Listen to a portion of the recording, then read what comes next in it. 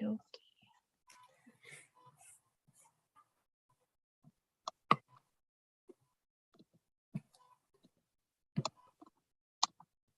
We'll give it a couple more.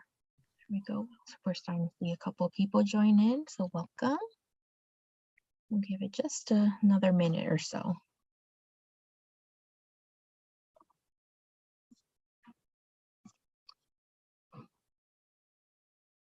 Awesome. So I'm trying to share my screen. Let's see.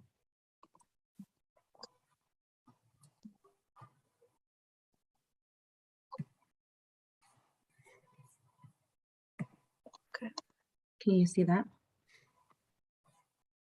Perfect. Yep. Yeah, perfect. All right. So it looks like we have a few more others joining. So welcome. We'll go ahead and get started for time purposes here. So thank you everyone for attending this morning's Business Success webinar. We are very excited to bring these back for you all, and hope you enjoyed today's session on marketing and identifying federal opportunities presented by Yvette Estrada and Jordan Ripley, who are both with the U.S. Small Business Administration. So they are with the Arizona District Office. So if you have any questions, for them, we'll include them in our post event email. We'll also include our recording and any slides from today's presentation in our post event email. So be on the lookout for that. And if you have any questions, you could include them in the chat again. Or you could also raise your hand and we can actually unmute you so you can ask both of them directly. So with that, I'd like to hand it over to Yvette and Jordan to kick off our presentation this morning. Thank you, ladies, for your time, and excited to learn more about this wonderful topic. Thank you. Thank you. Thank you, Elizabeth, for that kind introduction, and thank you all for joining us this morning. My name is Yvette Estrada, and I'm a Business Development Specialist for the U.S. Small Business Administration. We are a federal agency, and I'm with you today from the Arizona District Office. So that's our local office, and we are here to serve small businesses throughout the state of Arizona to start, grow, expand, and recover. We are centered in the Phoenix area, and we also have an office in Show Low to serve the northern businesses. And we also have an office in Tucson to serve the small businesses in southern Arizona. It's my pleasure to be here today. And with me is my colleague, Jordan Ripley, and I'll pass it over to her for her introduction and to kick off our presentation. Thank you.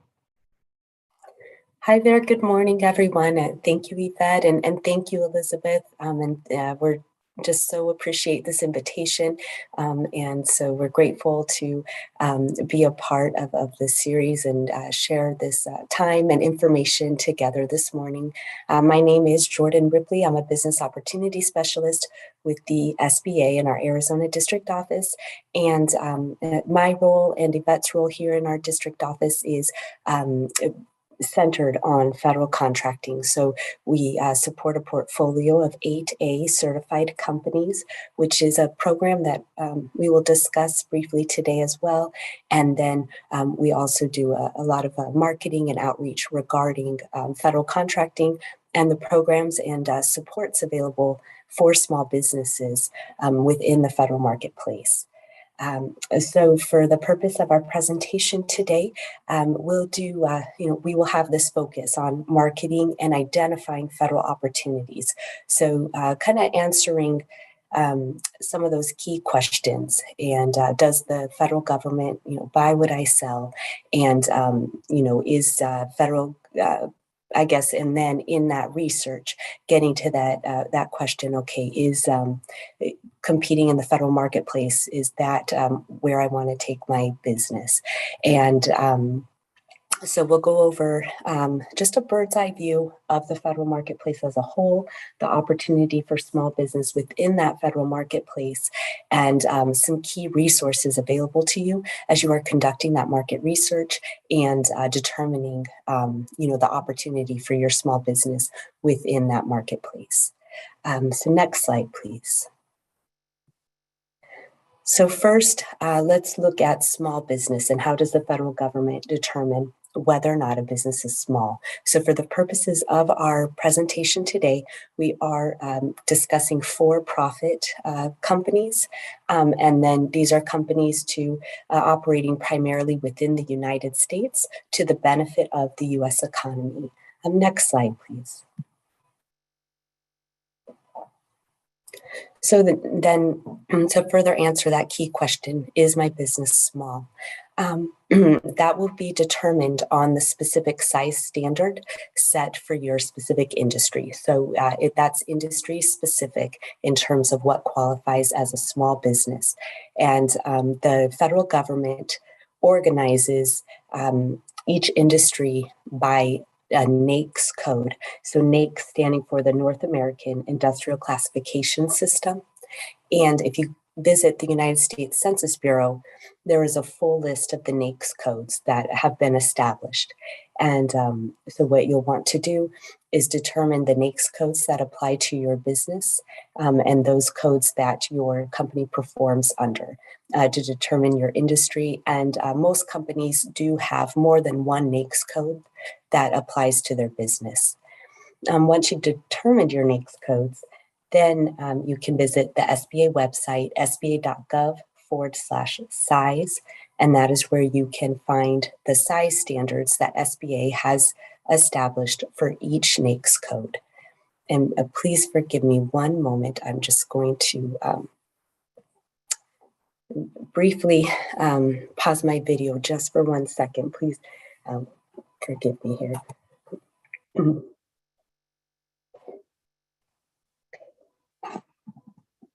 Okay, thank you for that. You might hear my voice is just a slightly bit hoarse today. I developed just a slight cold, and so forgive that slight pause there. Thank you. But going back to our size standard, so at sba.gov/size, that's where you'll find the size standard for each of those NAICS codes. And that size standard, that's going to be either a revenues-based code, or I'm sorry, a revenues-based standard, or an employee count standard. So if it's a revenues-based standard, that's going to be based on 5 years average annual revenue for the company. And if it's employee-based, it will be employee count average over the last 12 months. So you'll see that value determined for the specific industry.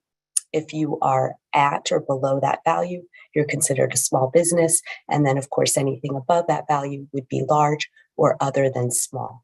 And that's how you will determine whether or not you're a small business.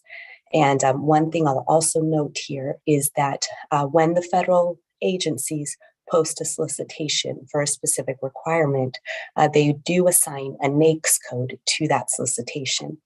And so it may be that your company is small in some NAICS codes and then large in other NAICS codes. But if that solicitation goes out as a small business set aside, as long as your company is small for the specific NAICS code assigned to the solicitation, then you're eligible to compete for that opportunity. Next slide, please. So it's often here where, we have the question, if I am looking for assistance in terms of identifying my NAICS codes, identifying which codes my company performs under, who can I call? And the answer is the PTAC. So the PTAC program, that stands for the Procurement Technical Assistance Center. And their very purpose of the PTAC centers is to assist small businesses in any area of government contracting, and that's at all levels of government. So today we're talking about federal contracting, but our PTAC advisors can also assist in local contracting, local government contracting, state government contracting, all levels of government. And so our advisors with PTAC, they can assist as you are identifying your NAICS codes, those size standards, and they also provide assistance in any area, again, of that government contracting process. So whether it be your market research, if it's identifying open solicitations and responding to those solicitations. So questions in preparing your bids or your proposals. PTAC is a wonderful resource in that regard as well. And then, of course, anything post-award. So this slide is so important. You'll see it twice today, but our PTAC advisors are just such a wonderful resource for you. And if nothing else, after today, if you are looking for ways to either expand your footprint within the federal marketplace or get started in federal contracting, you definitely want to make an appointment with a PTAC advisor, and they will just be a wonderful partner through that journey and process. Next slide, please. So that first step then in terms of getting into federal contracting or looking for how to strengthen your competitive position within the federal marketplace. That first step there being that self-assessment of your company and being able to answer that first question: does the government buy what you sell? What are the opportunities? What does that market look like for your company and what you offer? And during our presentation today, Yvette is going to cover in detail some really key resources available to you to conduct that market research. And of course, PTAC is a wonderful resource as well to consult with as you're conducting that market research to answer that first question. But additionally, looking at the capacity and the capability of your company and assessing if you have the experience, working capital, inventory needed in order to fulfill a government contract, and of course, recognizing that oftentimes the government buys at scale. And so with that PTAC advisor in partnership with other business counseling organizations that we partner with, through that partnership, you can map out that roadmap of how to strengthen then your competitive position within the federal marketplace and build the capacity of your company to compete for larger and larger opportunities. Those are some key questions and in that self-assessment. And then again, that last question: do you know where to find those contracting opportunities? And we'll share more information on that as well as part of our program today. Next slide, please. So now we're going to go ahead and take a step back in a bird's eye view of the federal marketplace and how the government buys goods and services. Next slide, please. So the government competes opportunities in three ways. The first, by full and open competition. So that solicitation is going to be posted and it will go out, and any business, large or small, can compete for the opportunity. The second way is small business set-asides. So this is where the competition is restricted in order to ensure opportunity for small businesses. And then there are additional set-asides and certifications that competition can be set aside for certain types of small businesses as well. And then the third way being sole source awards. And sole source awards, we see that way of awarding for purchases that are under $10,000, so micro purchases. And then for larger purchases, sole source awards is also a possibility, but generally speaking, we mainly see sole source awards to 8A certified companies. And that's a program we will touch on in the next slide. And next slide, please. So taking a look then at that second way of competing and the small business set-asides. Now, the federal government as a whole has an annual goal that 23% of federal contracting dollars will go to small businesses. And then there are additional goals for each of the small business certifications available in federal contracting. So on your slide there, there's a list there of each of those types of small business certification for federal contracting and the goal that is attached to them. So 5% of federal contracting dollars would go to women-owned small businesses. 11% of federal contracting dollars going to small disadvantaged businesses, which includes the 8A certified companies. And I'm going to come back to that particular certification here in just a moment. Next, HUBZone businesses, and that's that 3% of federal contracting dollars would go to HUBZone certified businesses.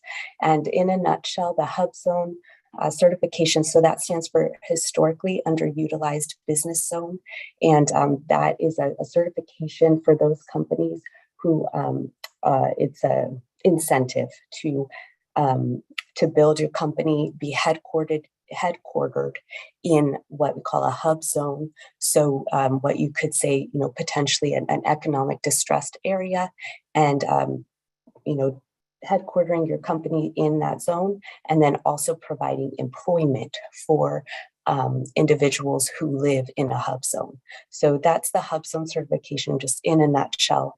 Then there's a 3% goal with the hub zone businesses. And then for service disabled, better known small businesses, 3% of contracting dollars would go to those type of businesses. So those are federal government-wide annual goals of percentages of contract dollars to be awarded to those types of businesses. And we will, in June, I believe that we will be back again. And part of that presentation then in June is to go in real detail on each of these certifications, the eligibility criteria, and how to apply. Also, we do have a workshop coming up offered by our office where we will go into further depth and detail on these certifications, and my colleague Yvette will be sharing information of how you can join that webinar. But we did want to touch on them today in terms of being able to understand the opportunity within the federal marketplace and for different types of small businesses. Now, going back, I said I'd come back to the small disadvantaged business, which includes the 8A certified companies. And that goal is at 11%. It had been a goal of 5% that federal contracting dollars would be awarded to small disadvantaged businesses. But in December, by executive order, that goal was increased immediately to 11% for this current fiscal year. And then that goal will continue to increase until it reaches 15% by fiscal year 2025. And so in a nutshell, what do we mean by small disadvantaged business? So a small disadvantaged business would be a business who is owned by an individual who meets the criteria for both social disadvantage and economic disadvantage. So it would be both criteria. And social disadvantage is defined as someone who has experienced chronic prejudice and bias that has impacted their opportunity for economic and business growth. And those individuals who have experienced racial and ethnic prejudice are presumed to meet the criteria of social disadvantage. And so within the federal regulation, those individuals who identify as Black or African American, who identify as Hispanic, who identify as Asian American and Native American, they meet the criteria of social disadvantage as presumed to meet that criteria. So that's what we mean by social disadvantage. And then by economic disadvantage, that would be that the business owner's net worth is under $750,000. Their total assets is under $6 million, and then their average income is $350,000. So that's what we mean by economic disadvantage. So that would be then if a business owner meets both of those criteria, social and economic disadvantage, then their business would qualify as a small disadvantaged business, or SDB. And then, and that itself is a self-certification. But then additionally, we have a separate program called the 8A certification program. And that would be a program that you would apply to directly with the SBA. That program is a 9-year program. And one of the benefits of that program is during that 9-year term, your company would be eligible for sole source award. So that's, the 8A program in a nutshell as well. And so this gives you that overview of the opportunity for small business within that federal marketplace. And one thing I'll also note that those requirements that go out, those opportunities that are between $10,000 to $250,000, those opportunities are mandatory to be set aside for small business. And then they can also be further set aside for different types of small business certifications. And of course, anything over $250,000 can also be set aside. But this dollar range gives you, a good kind of overview of those opportunities targeted for small business. Next slide, please. So we went over the main ways of competing opportunities, and now just to look at some of those primary methods of contracting. So for those purchases that are under $10,000, there is no formal competitive process. And those are purchases made at the very local level of the federal agency in a local federal office, made with very local level purchase card holders. And those are essentially commercial credit card transactions. So that's the micro purchases. Then anything above $10,000 will be a formal competitive process. And I'll take your attention here to sealed bidding. So that's where you see that solicitation posted as an invitation for bid. And then you are responding with a bid, and there's no negotiation in that process. In contrast, contract by negotiation, that's where you see the solicitation posted as request for proposal. And then the business, you would respond with a proposal. Within that RFP process, there can be negotiation. It's not required. And so you would just read through the solicitation in detail to see how those proposals will be evaluated and to see whether or not negotiation would be part of that evaluation process. Next slide, please. So we'll touch now on, so we looked at that federal marketplace as a whole and how the federal marketplace buys, just that bird's eye view. And now we'll go to looking at marketing your business and finding those opportunities. Next slide, please. And so, within the federal marketplace, then just the same as in the commercial sector, your success is based on, that very thorough market research and knowing that market, which agencies buy your products or services, and, finding your niche, and to know your competition and their contracts. And just a little bit later in our presentation, my colleague Yvette will cover in detail some of those resources available to you to start answering these questions. Next slide, please. So the last slide and thought that I'll leave you with here before I turn it over to my colleague Yvette is, that question, okay, yes, I've determined the federal government buys what I sell. I've found those agencies that I'm going to target. Now, who do I talk to? How do I get before decision makers within the agency? And your key contact there is going to be the small business specialist. Their title may also be small business professional, but that individual, their role is to be a liaison between small business and the federal contracting agency. And so it's that small business specialist that you'll make that contact with. And our PTAC advisors, they can provide assistance in identifying the small business specialists or professionals with those agencies you're targeting. Additional resources for you is if you, by doing a brief Google search on the agency that you're targeting, and then OSDBU, which stands for Office of Small Disadvantaged Business Utilization, or Office of Small Business Programs. So the agency, their small business office might have one of those two titles. So the OSDBU or Office of Small Business Programs. But you can find that info page online for the agency, and there will be just a wealth of information there about how to do business with their agency. Oftentimes there's an event calendar with networking events that the agency is hosting for small businesses, or matchmaking events, capability briefings where small businesses are invited to come and essentially pitch in front of federal buyers. So there's just a lot of resources and programming available through either the OSDBU or the Office of Small Business Programs with each agency. And so you can find out more information about what's offered with the agencies you're targeting by doing those Google search, finding that info page online, and connecting with a small business specialist or a small business professional. So thank you so much again for your time today. And with that, I'm going to turn it over to my colleague, Eva. Thank you, Jordan. I'm sorry.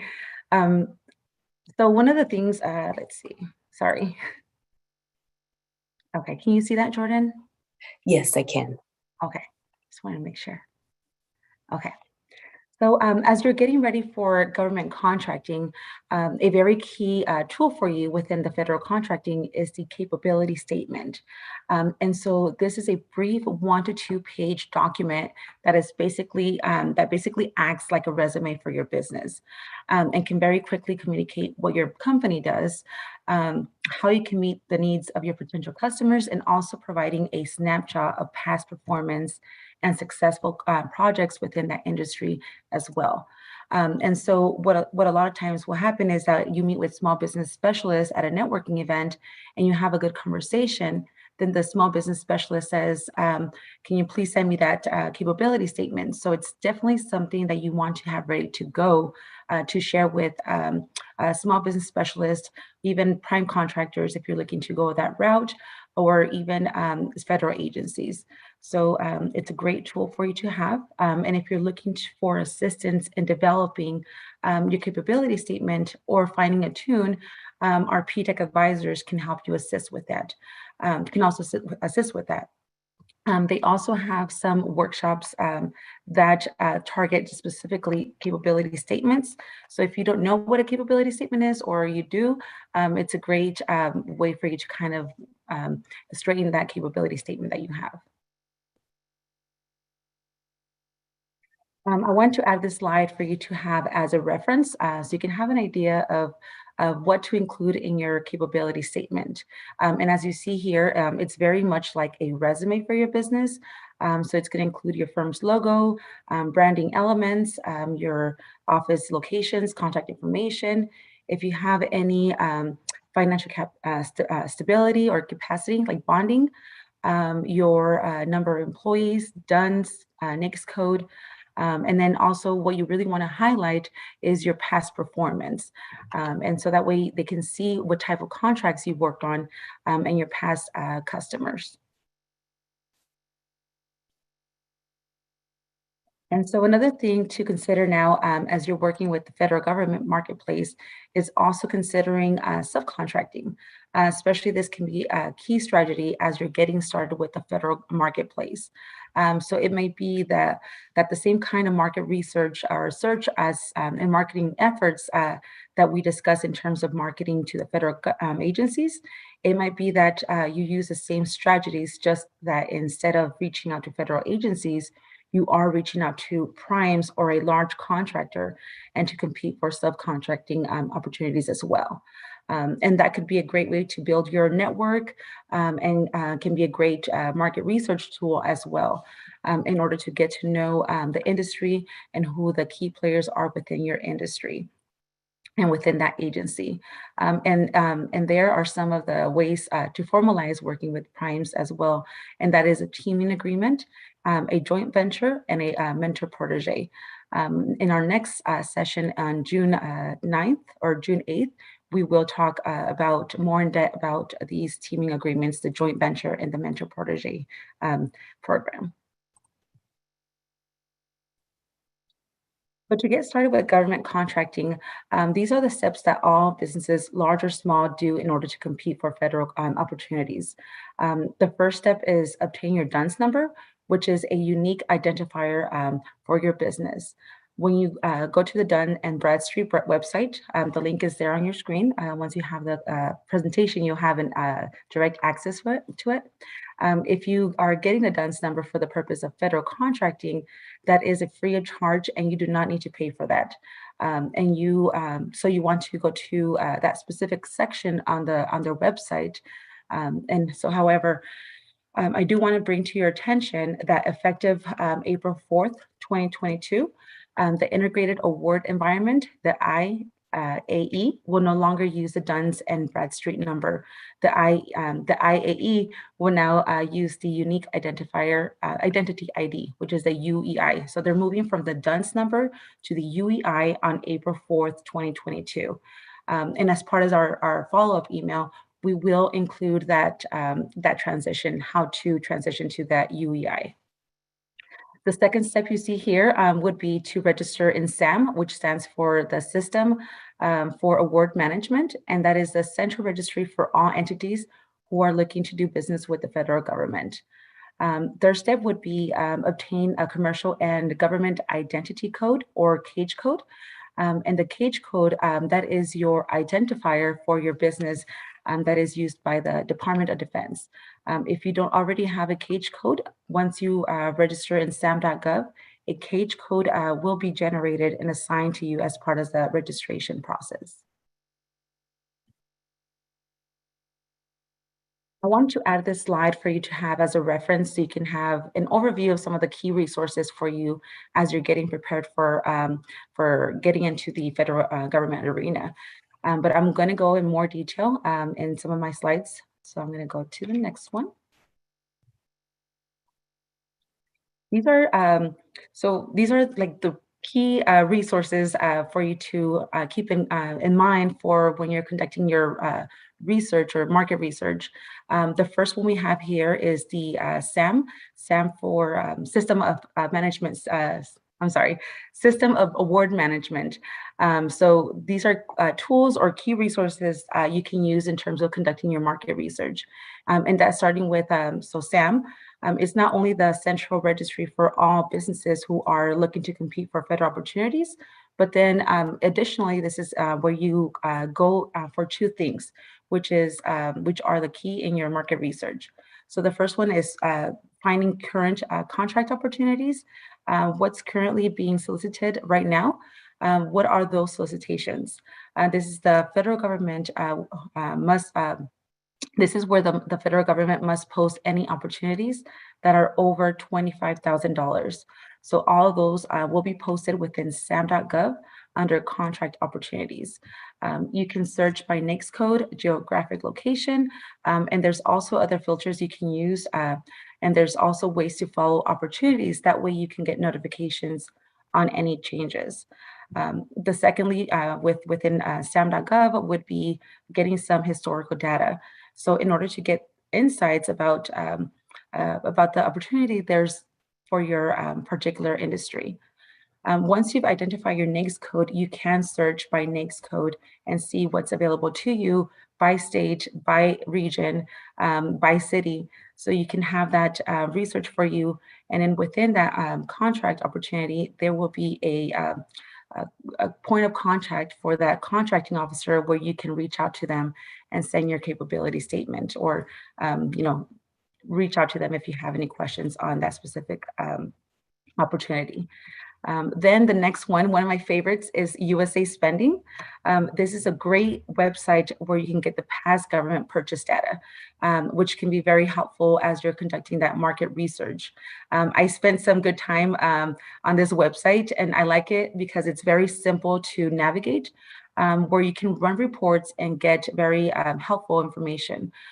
These reports can be tailored to your needs, so you can do it by year, by city, by NAICS code, or the type of set aside. You run a report and you can see who was awarded, when will that contract be expired or end, and then what agency awarded that contract. So it's a good way for you to see the dollar amount of money that was spent for that contract, and then what agencies are buying what you sell. So it's a great way for you to conduct that market research and get ready. Maybe your product is not the great fit for federal government, but perhaps it is. So you can see the type of money that's being spent in that industry or within that NAICS code. So it's a great resource within that site. They do have how-to videos. So there's tutorials on how to navigate, run these reports. And again, PTAC advisors can also help you do that research. But it's one of my favorites, USA Spending. Like I said, it's historical trend, and you can get it for agencies. And even if you're looking into doing subcontracting, you can see what are the primes that are awarding to the subcontractors. And then additionally, we have the Dynamic Small Business Search, or the DSBS. So when you register for SAM.gov, that is a central registry for large or small businesses. When you finish that registration, you will be asked, do you want to continue with the SBA's Dynamic Small Business Search System? And you want to say yes and click on the box. And by doing that, your information is populated into that DSBS system. You'll have a profile page there in the system, and this is a separate database that contracting officers can use to pull up information on businesses, and that's a public information database. So contracting officers can use it as well as they're conducting their market research. But also large primes use it as well. So in order to get a feel for the market and the small businesses available, as those large primes are making their market research. So it's, like I said, it's a database. It's a public information, so you can do your searches, see what hub zones are available in what hub zones, what businesses are certified at hub zones, 8As, WASB or EdWASB in the state of Arizona. So this is kind of like your capability statement, I want to say, but on the DSBS profile. You can update it there, add your NAICS code, add your employees, and so your past performance. And so when contracting officers do conduct their market research, they do it by NAICS code or by certification, and they pull up that, all the businesses that do have what they're looking for. Websites, I highly suggest to take a look at them and really consider doing some investment there to see if your business is something that qualifies for federal contracting. Okay, and then so if you are really, once you done your market research, identify which certifications you qualify for, then it's time to get to work. So the government process or the the government contracting process is a learning process. And once you get to, once you have it down, the benefits are everlasting. So be patient with the process, and please take advantage of all the help and resources you get along the way.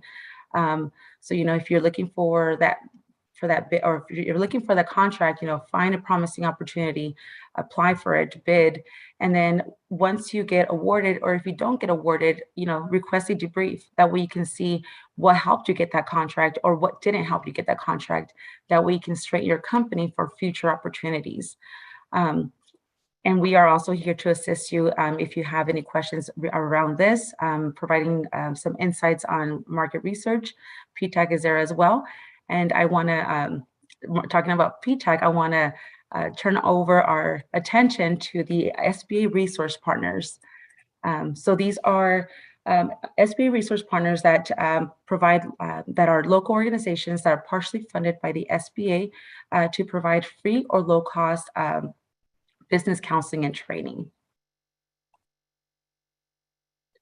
Okay, so the next 3 slides I will be going over are SBA's resource partners that offer one-on-one counseling, training, and technical assistance on numerous business development topics. So if you're thinking about starting a business, or you are in business but you would like to expand, or you are preparing for a business loan and need help connecting with local lenders, these are resource partners that are there to assist you at no cost. So how it works is you request counseling and you are assigned to a counselor who will then work with you throughout the journey. So it's one-on-one counseling, and they also have training available. The first one we have here is SCORE. They do have 3 chapters in Arizona.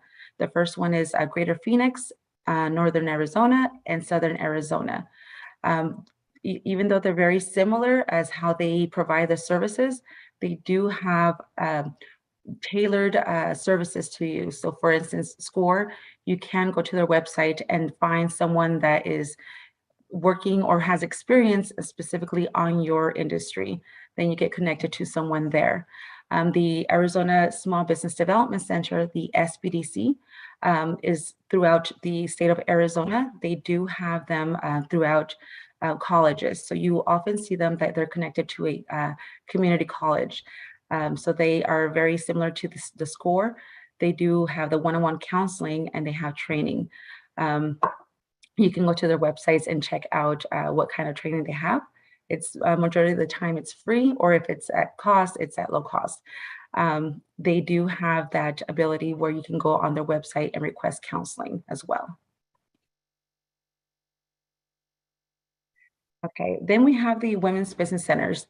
We have 2 centers in Arizona, one in Tucson, which is part of the YWCA of Southern Arizona, and another in Phoenix, which is the Chicanos por la Causa Women's Business. This is obviously tailored to women, but it's open to the public, so anyone can take advantage of them, of their business resources. So you can go to their website and see what events or what training they have available for your type of business. And then we have the VBOC, which is the Arizona Veterans Business Outreach Center. And their mission is to provide business training and counseling to active duty personnel, veterans from any era, and military spouses who want to learn more about starting or growing their business. On your screen, we have Margaret, who is a director there. You can email her or send her or give her a call to see if you can set up a one-on-one counseling with her. As I said, these SB resource partners are available to you at no cost. You can take advantage of all these resources at no cost. So you can set up an appointment with SCORE, with SBDC, with the Women's Business Center, with VBOC, and then you can see which one of those centers fits your needs. So it's a great way for you to get that business development assistance. And then it's an ongoing support. So you build that relationship with them, and then you also, take advantage of the training that they have available to you. And lastly, we have our AZ SBDs or AZ PTAG centers. So these are the Procurement Technical Assistance Centers, and these are pretty much our stars of the presentation today, as you heard us talk about them throughout the presentation. So we talked about the SB resource partners that provide business development. The PTAG centers provide procurement assistance. So we have the business development, and then we have the procurement. You can meet with both of them to get those 2 sides of the business. The Procurement Technical Assistance Centers provide that assistance where you can get the support that it's any matter related to government contracting, and that's all levels of government as well. So not just federal government, but our PTAG advisors so not only assist with identifying your NAICS code, as Jordan was talking about, but also assist you conducting market research. So if you want to go in more depth of the market research that I discussed earlier today, they're there to assist you to conduct that. Before going into federal contracting, is it suitable for me? Or perhaps you don't want to get into federal contracting, but you want to do state or local government contracting, then they are there to assist you. They have programs that are available to you. They have workshops, and so the programs, they have like databases that you can sign up for, where you can get notified of the contracting opportunities that are available within that industry that you're targeting. So they are an official partner of ours, and that means their counseling is also free of charge. Like I said, it's one-on-one counseling, and then they have that training available as well. And that wraps up our training today. We like to thank you for joining us today, and we hope you found this session very helpful. We would appreciate any feedback you have for us, and you can do that by going to sba.gov/feedback or by scanning that QR code that you see on your screen. And then I'll leave you with our contact information. Please do not hesitate to reach out to one of us. On your screen is a government contracting team for the Arizona SBA. We work very closely together to assist small businesses. So if you have any questions, please feel free to reach out to Jordan, myself, or Shivani or Mara. And also, if you'd like to sign up for SBA Arizona news and events, you can do that by going to the sba.gov/updates. We also want to bring up to your attention that we have a 2-hour Selling to the Federal Government webinar every first Wednesday of the month. So if you're really looking into getting into federal contracting, this seminar, this 2-hour seminar, will talk about more in depth of doing the market research and also what type of federal contracting certifications are there available for you. We will also be back on June 8th for small business federal government contracting certifications. So if you'd like to join us then, we invite you to join us, and you can register on the website so you can come back and be with us. But we want to thank you very much for being here today. And if there's any questions that we can answer, please feel free to. Elizabeth, do you have any questions there in the queue? First of all, Yvette and Jordan, thank you so much. This was really great. A lot of valuable resources and very timely as well. We do have a couple questions here. I'll read them off for you. And I know some people have raised their hands, so we'll get to everyone in just a moment. So going back to Billy's question here, is it hard to compete if you're a first-time applicant as a nonprofit? I think that was something that was referred to earlier from Jordan. So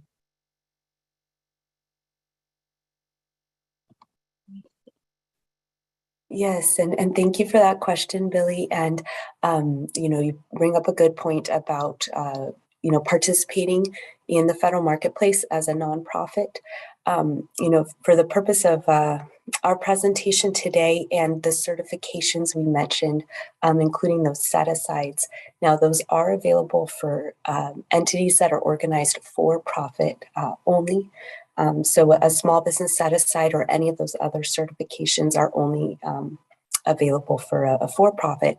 However, for nonprofit organizations, we do see time to time where if an opportunity goes out as fair and open, I think it was called, where there's no set aside given, then any entity, large or small, for-profit or nonprofit, can compete for that opportunity.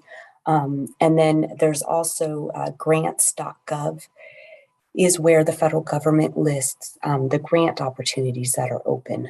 So grants.gov is a key tool there in terms of finding those opportunities for nonprofit organizations.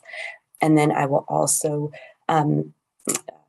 mention as well, another avenue there is in the federal marketplace, we were talking about these solicitations going out that businesses would compete for, and that's all public information when that's posted, as well as whoever does eventually win that award. And the same is true in the grants environment. So grants.gov, those grant funding opportunities are posted, and that's public information, and so are the awardees. And so, that's key information, market information there, that depending on who is awarded that grant, and then who they may be further working with as well, there can be additional opportunity available. But our business advisors and the PTAC, they can also provide assistance in terms of that market research too, and gauging that opportunity for nonprofits within that federal arena.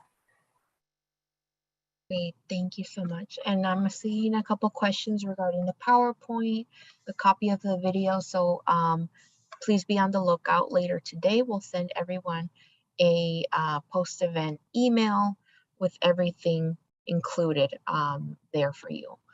All right, so let me see. I know we have a couple people raising their hands, so I'll go ahead and let Patricia, you could go ahead and ask your question. If you unmute yourself. Hello, can you guys hear me? Yes. We can, yes. Okay, hey, muchas gracias. This has been amazing, full of resources. I literally cannot thank you guys enough for everything that you guys have shared with us. My question is, I have a business. I have an insurance and financial services practice that I have registered with the state. I've had it for about 6 years. And I'm looking into getting into government contracting because I used to do that with the Department of Energy for a contractor. My question is, what I am leaning into is education type of work for financial literacy and personal development stuff. I looked at the 8A. I'm in the process of getting the 8A. So I think part of the requirements, and maybe help me understand if I'm right, is your business has to be in place for at least 2 years, I believe. So if my primary code isn't education, would I be able to do a DBA? Because I have a DBA that I just started under my LLC. Or how does that work if your primary business that you have registered with a ACC doesn't fall under? I mean, it does a broad amount of things, but the contracts that you want to bid for, like you guys explained, you kind of have to be really specific and really target what you're going after. So how would somebody that's got an existing business, like you said, I think one of you ladies said, if you're shifting or adding something new or something like that, how does one go about doing that and maintain the time requirement that your business needs to be in place? Thank you.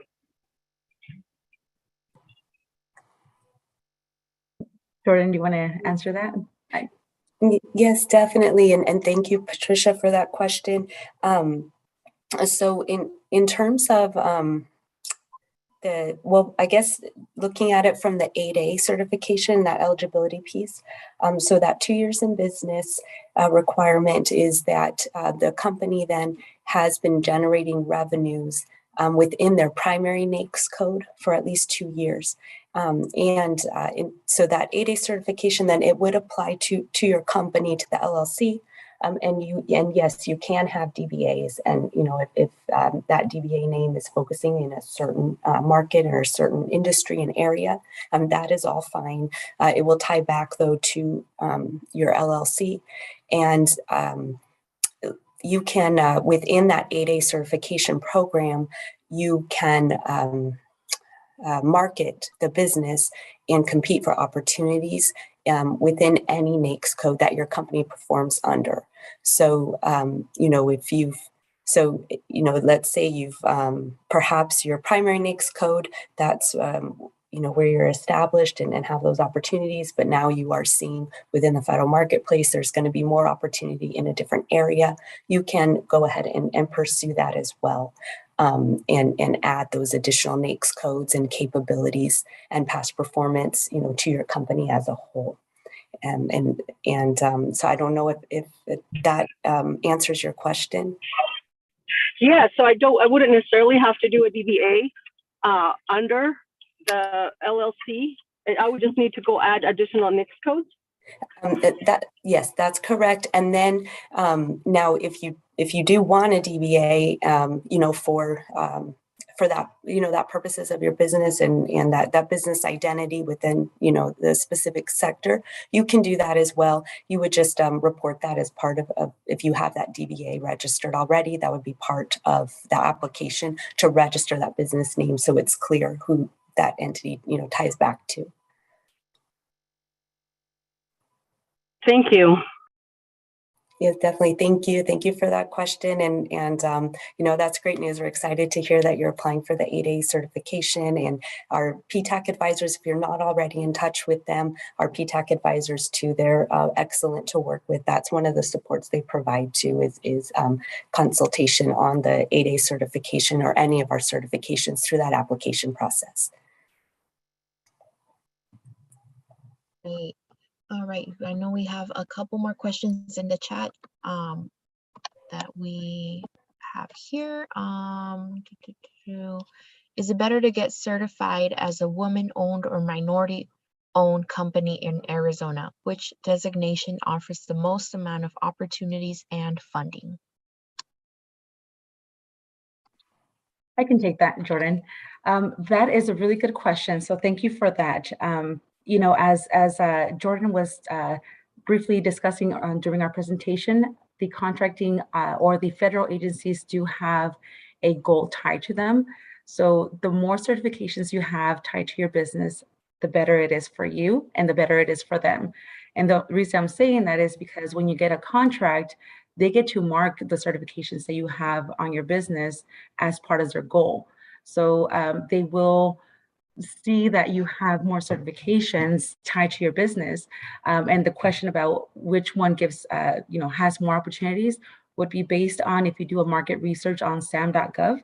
So you can do a research there by NAICS code and seeing the dollar amount that it's being spent. You can either go to SAM.gov to see what opportunities are out there, or you can go to USA Spending to see what has been awarded in the past.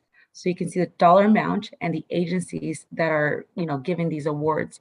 You can get a feel of which one to invest in, whether the minority owned or the women owned. But if you qualify for both, I would say to, you know, if you can qualify for both, to get both certifications, as it will look good on your business profile.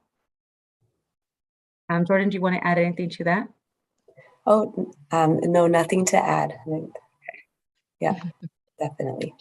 All right, so 2 more questions. I know we're close to time here. Can they please explain a little more on what is meant by self-certified for the small disadvantaged business? You want to Yes. take that? Yeah, so that self-certification, so that would be, there's no formal application process that's reviewed by SBA. So it's just that matter when you register in SAM.gov, then you would have that chance to, you know, check and self-certify. Yes, I meet the criteria for small disadvantaged business, but there's no formal application process like there would be for the 8A certification, which also shares the same eligibility criteria. Got it. Okay, and one last one here. He is from David. He is mentioning, I have owned and currently in the roofing and remodeling industry. What do you recommend for me? Yes, I have roofed naval and army bases, fire stations, police buildings. So I am very familiar with how this works. And he's moved back to Phoenix, so I just need some guidance. Okay, that's congratulations and welcome to Phoenix. That would be a great question for you to discuss with PTech. That way you can do that market research and see what certifications would be suitable for the type of business. Again, as I, you know, how I answered the last question would be to see what dollar amount is being spent on each certifications. If you qualify for most of the certifications, you know, you have the 8A that's there. Then you have the Hub Zone, and you have the which other one, Jordan? The 8A Hub Zone and Service Disabled Veteran. Sorry, I had a disruption here. Sorry, but if you would like to see that which certifications spend the most dollars or where you have more opportunities under, you can do that market research and apply for all of them. Each of them have their own certification process to apply for. So if you'd like to see which ones you qualify for, you know, you can reach out to me if you like directly. My information is there provided, so I can help you out and see which ones perhaps would be suitable for you. You can do your search via NAICS code, and see the competitors that you have in your area, the dollar amount, the agencies, and see which certifications would be great for you. SAM.gov would be another way for you to do that market research and see the opportunities that are available within that NAICS code. So like I said, if you'd like to reach out to Jordan or myself, I'm happy to discuss in more details about what certifications you can apply for. Wonderful. So I think that's all the questions that we received. Lots of great feedback as well. So we'll be sharing again the slides, all the resources that you all provided, and your contact information. So should anyone have any additional questions, they can reach out to Yvette or Jordan. So again, thank you so much for your time today, this morning, ladies, and we hope to bring you back in June to go over the next round of our webinar series. So hope you both have a great rest of your day, and everyone, thank you so much for joining and wishing you all the best. Thank you all. Yes, thank you so